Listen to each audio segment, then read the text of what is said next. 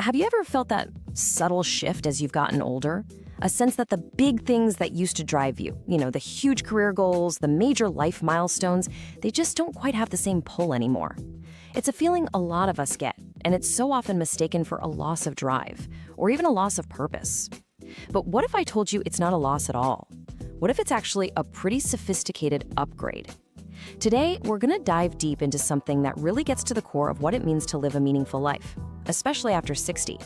We're going to explore this profound and frankly fascinating biological shift, a recalibration of your mind that completely redefines what purpose even is.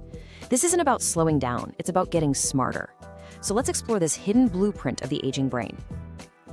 This quote right here, it gets to the heart of a huge source of anxiety for so many of us. This is the central myth we really need to take apart, piece by piece. Our whole society, our culture, even our younger selves, we're all sold this story that a meaningful retirement has to involve these grand, sweeping gestures, right? You gotta write the great novel, backpack across Europe, launch a world-changing foundation. The message is go big or go home. But what if that little nagging sense of purposelessness you might be feeling isn't because you're failing to aim high enough? What if that adrift feeling is coming from the fact that you're looking in the completely wrong direction, using a map that's totally out of date? The hidden truth, the secret we're going to unlock today, is that after 60, your brain is no longer optimized for those grand gestures. It has been brilliantly re-engineered for something far more subtle and honestly, way more powerful. Let's just look at this comparison because it really lays out the whole shift perfectly. For decades, your life was probably driven by what's on the left here, the bonfire of inspiration.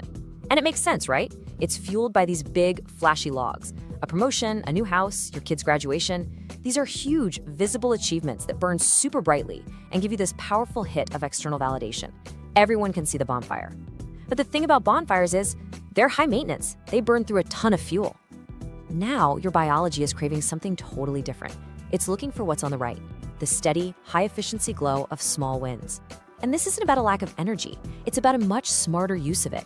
It's like your brain is refining its focus, moving from a wide-angle lens to a beautiful macro shot. It's shifting away from a need for outside praise to a deep, internal, biological craving for immediate personal efficacy. That simple feeling of, I did that and it made a difference, right here, right now. And that brings us to the core concept for today, the real engine behind this whole shift, the micro-meaning circuit. This is the hardware, the actual wiring that explains this new feeling. Think of it like a crucial software update for your brain. For years, you were running on, say, Career Mode 1.0, which was designed to hunt for these large, long-term rewards. Well, now, you've been upgraded to Wisdom Mode 2.0, and it's optimized for a totally different kind of data. The exact same reward centers in your brain that once lit up for a huge career victory, they are now recalibrated to find that same deep satisfaction in small, daily contributions. The perfect arrangement of a bookshelf, a genuinely helpful 5-minute chat with a neighbor, the simple, quiet pride of fixing a leaky faucet. These micro moments, they now give you the same fuel that a boardroom deal once did. And that's the key. It's a change in sensitivity, not a loss of drive. Okay, so what happens if we don't get the memo about this software update? What happens if we just ignore this biological shift and keep trying to build that old bonfire? Looking for those big, flashy logs that just aren't really there anymore? Well, we risk entering a state called purpose atrophy. It's just like a muscle that isn't being used. Your brain is wired for purpose. It needs a mission to stay healthy and engaged. So when those major external sources of validation, the job title, the weekly meetings, the PTA duties, when they suddenly fall away, it can create what so many people feel as the retirement void. And if you've ever felt that sense of restlessness, of being adrift on a calm sea with no destination, that's it. And the most important thing to get is that this feeling is not a personal failure. It is a biological signal. Your brain is sending you an alert saying, hey, I need a new mission. And the great news is, once you understand the new rules, you can give it one that fits its new, more refined design perfectly. All right, so now let's pull back the curtain and look at the actual blueprint. What's the science behind this new design? Because this isn't just some feel-good philosophy. It's actually grounded in decades of really fascinating research into neurobiology and psychology. By understanding the mechanics of your recalibrated mind, by looking at the actual wiring diagram, you gain this amazing ability to work with your biology instead of fighting against it. And that, right there, is the key to unlocking its full potential in this new and incredibly valuable chapter of life. Okay, so the first piece of this puzzle is a really powerful idea from psychology called Socioemotional Selectivity Theory. And the key concept here is something researchers call the time horizon. Just imagine a 20-year-old. For them, their time horizon feels practically infinite, right? So it makes total sense for them to invest in these long-term exploratory goals, getting a degree, starting a career, stuff that might not pay off emotionally for years or even decades. Their brain is in information gathering mode. But as we get older, our perception of our time horizon, well, it naturally and logically shifts. It becomes more defined. And in response, the brain makes this brilliant adaptive change. It deprioritizes those faraway goals and instead puts a huge premium on achieving emotional satisfaction right now. The driving question of the brain literally shifts from who will I become in the future to a much more immediate and profound question: how do I validate and enjoy who I am in this present moment? It's not about giving up, it's about optimizing for happiness. And paired with that psychological shift is a neurological one: dopamine threshold recalibration. Now, you've probably heard of dopamine. It's the brain's motivation and reward chemical. It's that little kick we get when we discover something new or hit a goal. The science here is just fascinating. Research suggests that as we age, our baseline level of dopamine might dip a little bit, which means it might take a bit more novelty to get that same spark of interest you once did. But, and this is the amazing part, your brain compensates by becoming incredibly good at finding that novelty in the tiny details of your immediate environment. The reward system gets more sensitive to subtlety. So while you might not get a huge dopamine rush from the idea of starting a new business from scratch, you can get a really powerful, satisfying hit from perfecting the nuance of a favorite recipe or noticing for the very first time the intricate pattern on a bird's wing in your own backyard. You don't need to fly to a new country to feel a sense of discovery. You're becoming a master of detail, a connoisseur of the everyday. And psychologically, all of this comes together in a stage of life that the famous developmental psychologist Erik Erikson called identity integrity. And that image of weaving, it's just the perfect metaphor. This stage isn't about sitting back in a rocking chair and just passively remembering the past. No, it's an active, vital process of weaving all the threads of your entire life, your hard-won skills, your unique experiences, the wisdom you've gained from both wins and losses, weaving them all into the living fabric of your present. The goal is no longer to build a future identity, to just keep adding more threads. The goal is to take the rich, complex, beautiful tapestry you've already created and live fully within it, to appreciate its patterns and its strength. It's a stage of consolidation and expression, not just quiet reflection. It's about being, not just becoming. And this right here, this brings us to what can be this central conflict, the core frustration for so many people in this stage of life. Let's call it the efficacy gap. Just look at this chart. On the left, you've got this towering bar representing your trained abilities, your accumulated wisdom, your capacity to contribute. It's at an all-time high. You've literally never known more or been more capable. But then, look at the bar on the right, the opportunities society typically offers you. It can feel dramatically, even insultingly smaller. And this gap is the source of so much quiet frustration. It's the feeling of having this high-performance engine inside you, tuned over decades, and being told you can only drive it around the school parking lot. And this is why the most crucial point, the most empowering takeaway is this: you have to engineer your own efficacy. You must become the architect of your own small wins and create the very opportunities that society often fails to provide. Oh, I absolutely love this quote because it just perfectly reframes the entire concept of retirement. Let's really hear this. You aren't retired from being useful. You are simply reassigned to the local environment. Your usefulness doesn't just vanish, it just changes its address. For years, your mission might have been focused on a company, an industry, a bigger stage. Now, that mission has been honorably reassigned to the local. Your new sphere of influence is your home, your closest relationships, your immediate community. And please understand this. This is not a downgrade. It is a concentration of force. It's about taking all of your considerable energy and wisdom and focusing it like a laser on your immediate environment, where you can have a truly profound and deeply satisfying impact day in and day out. Okay, so we've got the science. We understand the why behind this incredible shift in our brains. Now, let's talk about the how. Because, understanding the science is one thing, but truly embracing it, that requires a whole new framework for what purpose even means. It demands a fundamental shift in our perspective, a conscious decision to move away from the metrics of our old life, the job titles, the promotions, all those external scorecards, and to step into a new, more powerful, and more sovereign way of being. This slide right here, this lays out the core lesson, the central operating system update. For most of your life, you probably operated on the left side of this screen, goal-directed purposing. Everything was a stepping stone, right? A means to an end. You went to college to get the job. You did the project to get the promotion. Everything was in service of some future outcome. The new way, the way your brain is now so exquisitely wired for, is on the right, presence-directed purposing. The focus shifts dramatically from the future to the immediate present. Daily habits are no longer just killing time until something important happens. They are the important thing. They become what we could call acts of existential stewardship, which is just a fancy way of saying the conscious, deliberate, and proud act of caring and curating your own existence moment by moment. Embracing this profound shift isn't just about changing your habits, it's about adopting a brand new and really powerful identity. You are no longer just a retired observer of life, passively watching the world go by. No, you are the sovereign curator of moments. Just let that sink in for a second. A curator is an expert, someone who cares for a valuable collection. You have the authority and the hard-earned wisdom to decide what counts as a win for your day. You are not waiting around for something to happen.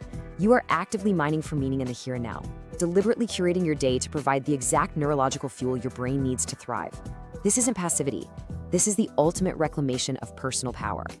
And what's so incredibly liberating about this framework is that it completely removes the crushing burden of greatness.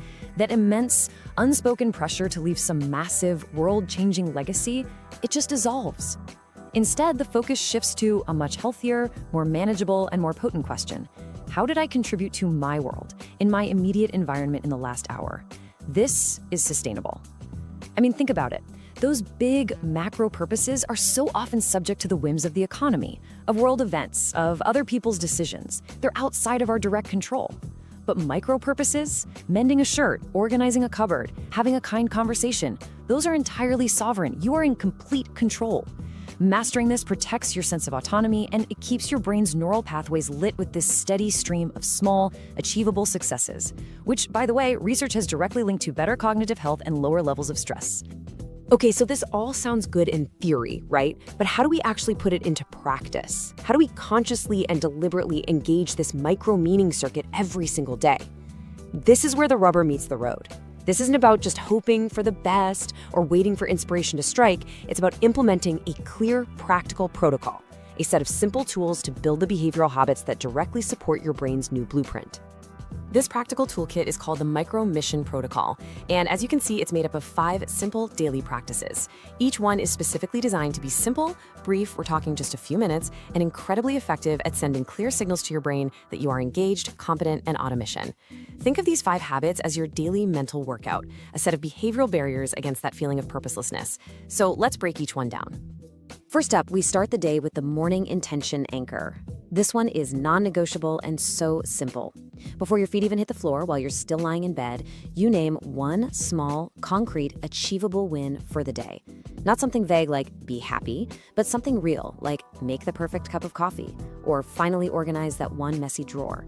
This simple act primes your brain's search filter to actively look for purpose and opportunities all day long. It literally sets your compass for the day. Then sometime during the day, you perform a generative micro handshake. This just means finding one small way to share your wisdom.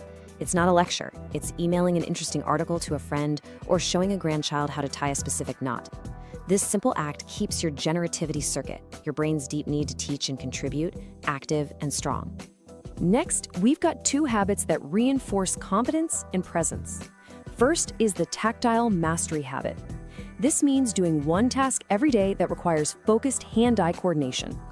Our brains evolved to use our hands to manipulate our world. Things like gardening, knitting, handwriting a letter, even doing a puzzle, they are incredibly powerful. They send a direct, primal signal of competence to your brain, fighting back against those vague feelings of uselessness. The second is the 5 sense audit, a simple but profound presence drill. At least once a day, just stop wherever you are and consciously name one thing you can see, one thing you can hear, one you can smell, one you can taste, and one you can feel, like the texture of your own sleeve.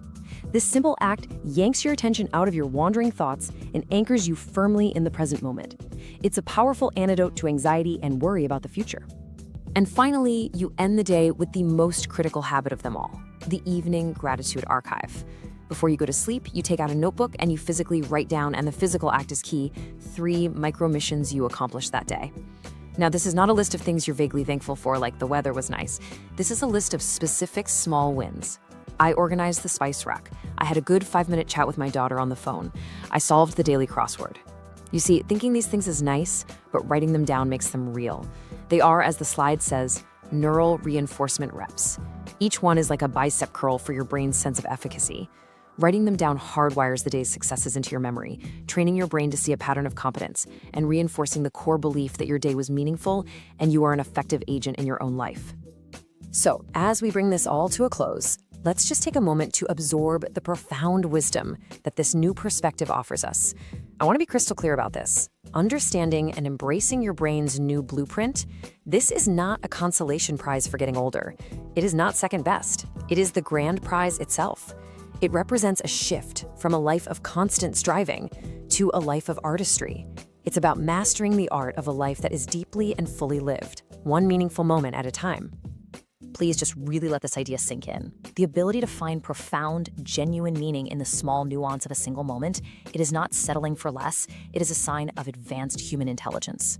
You have spent 60 years learning the big picture, managing all the complexities of work and family. Now finally, you're in a position to appreciate the symphony of the detail.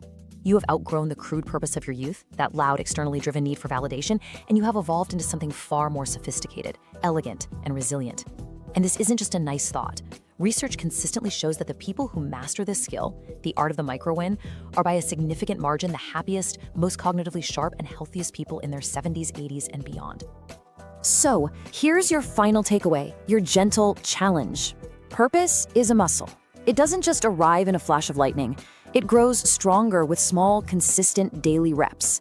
If you wait for some grand calling to appear, you risk staying stuck and letting that muscle atrophy. So your challenge for the next 24 hours is beautifully simple, the 10-minute micro mission. I want you to identify just one thing, something that takes less than 10 minutes but makes your immediate world slightly better, more orderly, or more beautiful. It could be polishing a picture frame, wiping down the kitchen counters, or writing a quick thank you email. And then, just do it with complete undivided focus. Feel the satisfaction. That's the first rep. This is how you begin. Remember, your purpose is not some distant, elusive goal you have to go searching for. It is a biological frequency that you can tune into every single day. Tomorrow morning, before you do anything else, start with that morning intention anchor. It is the simplest and most powerful way to begin retraining your brain to hunt for the good. Because mastering the minute is the ultimate form of freedom. Audit the moment, anchor the mission, and lead your life with the sovereignty you have so deeply and truly earned.